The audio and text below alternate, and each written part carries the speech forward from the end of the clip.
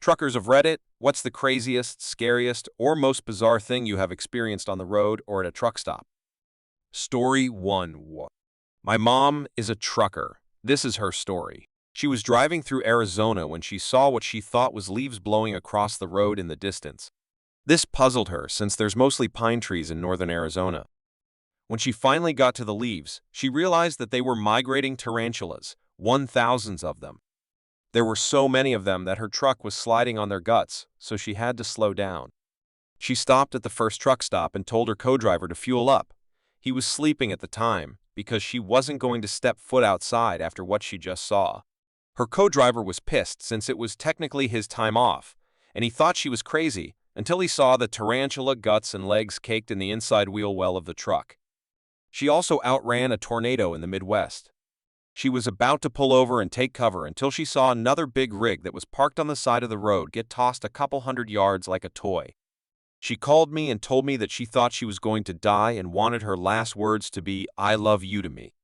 She pulled off the freeway and got to a Walmart, where she ran into the basement, where all the staff and customers were taking shelter. After the tornado passed, they stepped out of the basement and into daylight, since the Walmart was destroyed. She has many stories like this. Trucking is 90% boredom, 10% insane shit like this. Story 2. Many years ago, I was on what is called a meet, and turn this is where a driver that is domiciled out of one city will drive a load halfway to its destination, while a driver domiciled out of that destination will drive halfway with a load that is destined for my city. We meet in a parking lot, switch trailers, and drive back home. I had been on this run for a few months and found that I always got to the meet point about an hour before the other driver.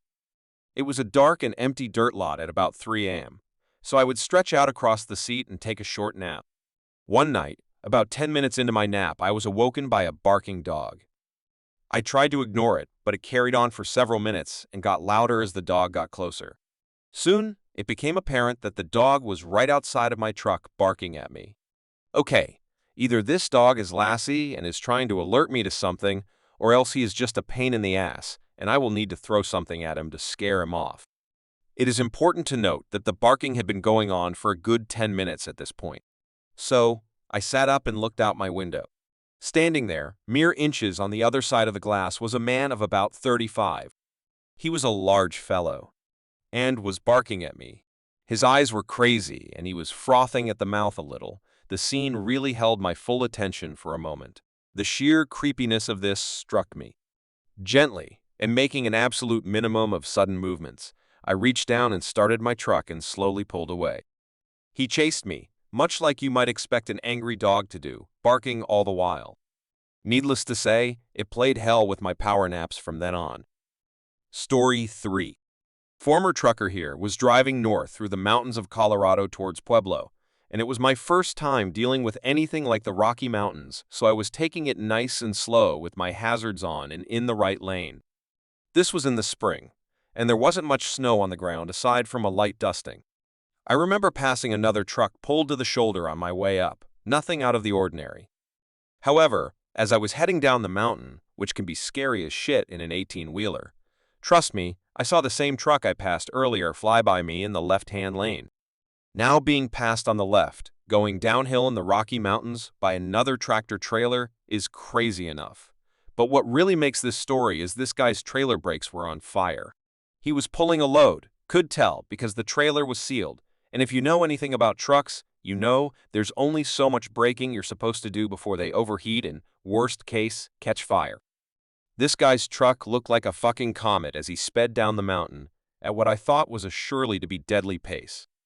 I grabbed the mic to the radio and called out to him, "Hey driver, your brakes are on fire.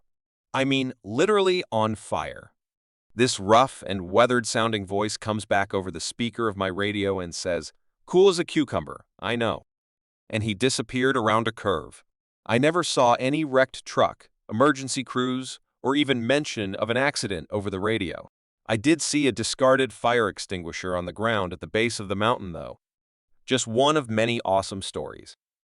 Edit. I originally took time off from school as a 21-year-old to do something crazy and decided to drive a truck for a little over a year. It left me with so many stories and was easily the best decision I've ever made. I'm glad I could share a story from the road with you all. Story 4. I was only a long-haul driver for 3 months, but one of the strangest things I noticed were the number of other truckers who had life-size stuffed animals riding shotgun.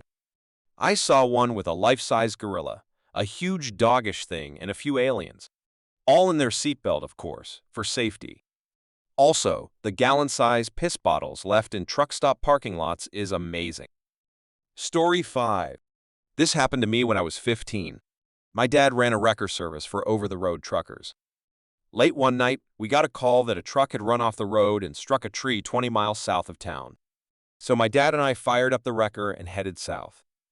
When we came on the scene, the truck and trailer had ran off the road to the right and smacked a tree head-on. It was one of those 100-year-old oak trees.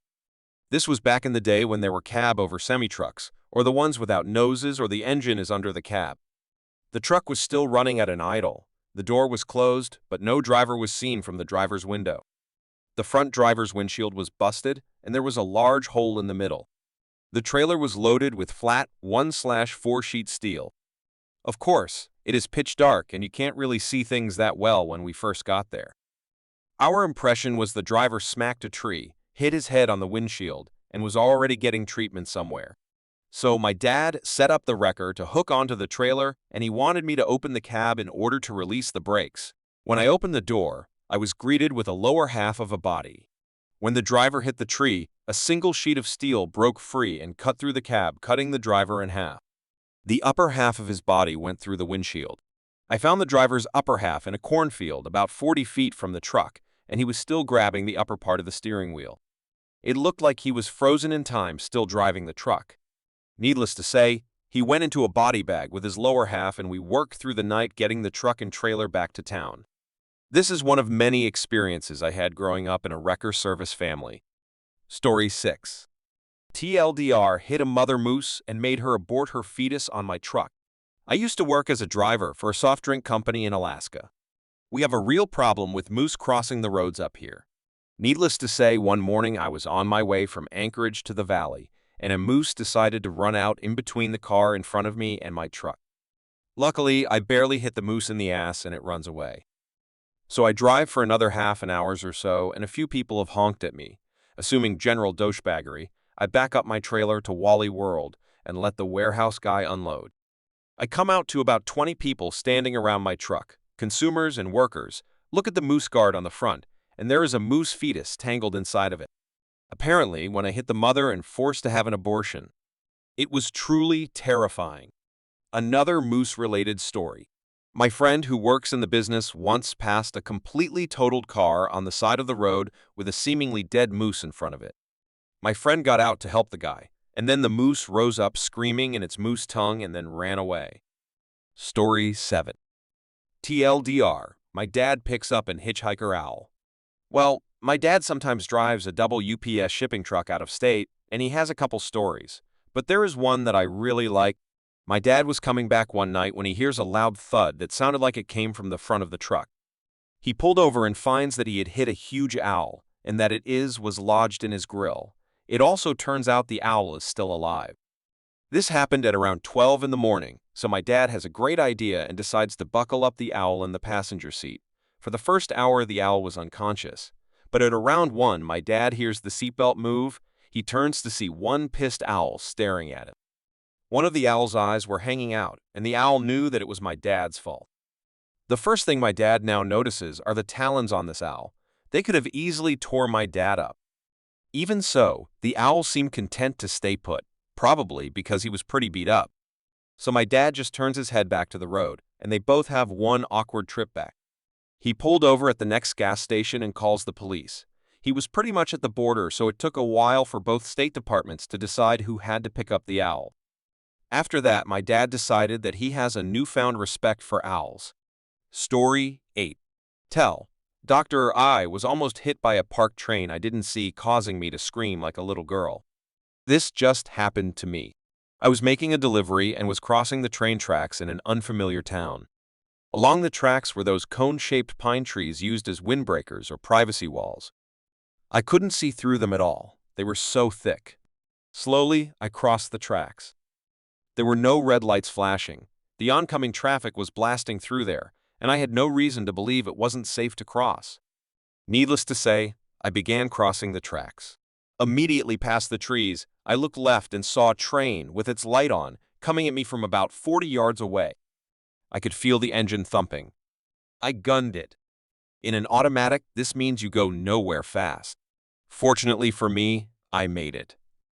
I looked back over my shoulder and saw that it was a stupid rail yard, and they were doing a turnaround and had parked that train there out of the way. It sucked. Big time. A reply. I did the exact same thing. I was driving my truck, pickup, and pulling my empty horse trailer. I was going slow over the tracks. These tracks had no lights, and basically you had to stop and look. I stopped, looked. On one side, there was some overgrown trees and a privacy fence. It was near a rail yard where local warehouses could fill trains. I see and hear nothing. Start to cross the tracks, and I see a train on the tracks as my vision is able to get past the privacy fence. I freaked out, slammed on the gas, and sort of went nowhere too fast. Mostly felt the trailer jerk the crap out of my truck. Get over the tracks and stop so I can change my pants. Realize the train is just sitting there. I guess waiting for the warehouse to open their doors. Story 9. A friend of mine has a relative who is an owner-operator. One time, he was supposed to ship containers of whipped cream from one state to another, passing through the Rocky Mountains. He looked at the route that was provided and realized he could save time by taking another road through the mountains. Once he gets to the other side of the mountain, he stops for a meal or something and checks in the back. Turns out, the pass he took was high enough in altitude that the pressure caused the lids to pop off all of the containers, and the inside of his trailer was covered in whipped cream. Story 10. I worked as a pump attendant and was regularly tipped with porn and alcohol. Had to run lot lizards off of our property a lot. Learned a lot about truckers. Story 11.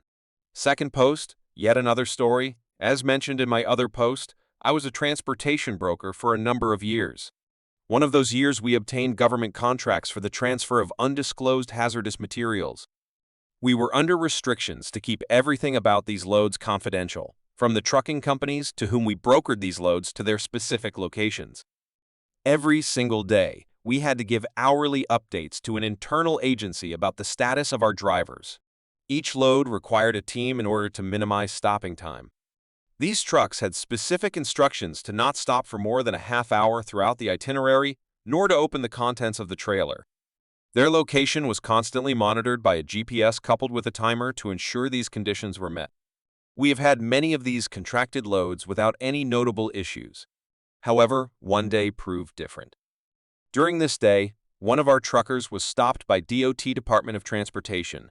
The officer demanded the drivers to open the trailer to reveal the unidentified contents.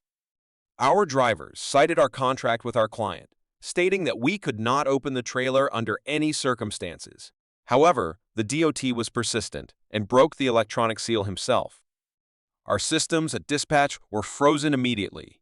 To the officer's surprise, the trailer contained Tomahawk missiles used by the Department of Defense. 2 Apache helicopters were scrambled from the nearest AFB, and the DOT officer was taken into custody, later to be released. Turns out, the transportation of contents such as this are quite common. Since they are concealed in a dry van, however, the public is completely unsuspecting. Story 12. I used to drive I-80 between San Francisco and Cheyenne, Wyoming a lot. It's about 16-20 hours of driving, depending on weather and traffic and whatever. Anyway, one time I got out at a rest stop to stretch my legs and take a piss, maybe buy a Coke. I go into the bathroom and there are 3 beefy, bearded guys all naked from the waist down, just lying on the ground, blowing each other in a daisy chain. I looked at them, and 2 of them looked up at me, cocks in respective mouths, and one of them kept going, and the other one's eyes went wide as hell. I just said, sorry, and walked right back outside. Oddly, all I could think of was, wow, that floor is probably filthy. A second time I was driving at night, and the car starts making this odd grinding noise. Like I ran over something that got stuck. It's about 2, I pull into a rest stop, well lit, and wake up my buddy who was sleeping. I explain it to him. As we get out of the car, we both hear what sounds like a kid crying. There are no other cars at the rest stop, but we frequently heard stories about child trafficking and kidnapping nearby, so we decided to check it out. We grab our flashlights and head towards the noise, which is coming from the bathrooms. As we get closer, we realize it's coming from the women's bathroom, and it's a low, dull sobbing. We are prepared for the worst. We walk in expecting to see some brutally beaten and slash or 8-year-old or something, and we see nothing. The sound is still there, and it's still clearly coming from the room, but the room is empty. We turn on the lights, still nothing. Check each stall, the trash can. Nothing.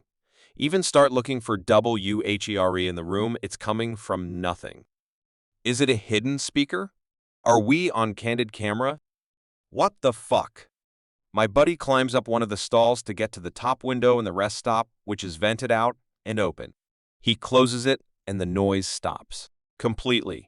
Opens it, and there's no more noise. We sit there for a few seconds, staring at each other. He shrugs.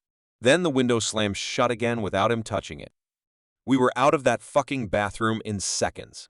The noise starts up about 10 seconds later as we get to the car, and we're tearing out of the parking lot within 10 more seconds. The grinding noise is still there. So this time I pull over a few miles later at a Flying J truck stop, well lit, sometimes occupied. Couple of truckers there, no other civilians like us. We check under the car. There's a red and silver piece of metal wedged between part of the car and the road, about 1/2 or so off the ground. So with us in the car, it would definitely have been grinding against the ground. Can't remove it by hand. It's really wedged in there. So we kick at it to bend it and figure we'll remove it when we get back. A week later, I had my mechanic take it out when he was doing a service. It was part of a kid's tricycle. The red area where somebody can stand. I don't know why, and I don't think they were connected or anything, but that was one of those moments for me. Totally fucked up and crazy. Edit, my buddy emailed me this. Hey man, I saw this on Reddit. Link removed. Is this you? I was thinking about this the other day. I think it was coyotes. I heard some coyotes outside the cabin last month, and they were like kids laughing or roughhousing, and later on they were kind of crying, and it sounded familiar. I don't know why it was coming from the bathroom. Maybe the drains in the floor were connected to where the coyotes were howling? Maybe the window or the wind or just the way the noise was carrying over the desert or bouncing off the walls? I don't know. But I think it was coyotes. It sounded just like it. If you've made it to the end of the video, then please consider liking and subscribing before you go.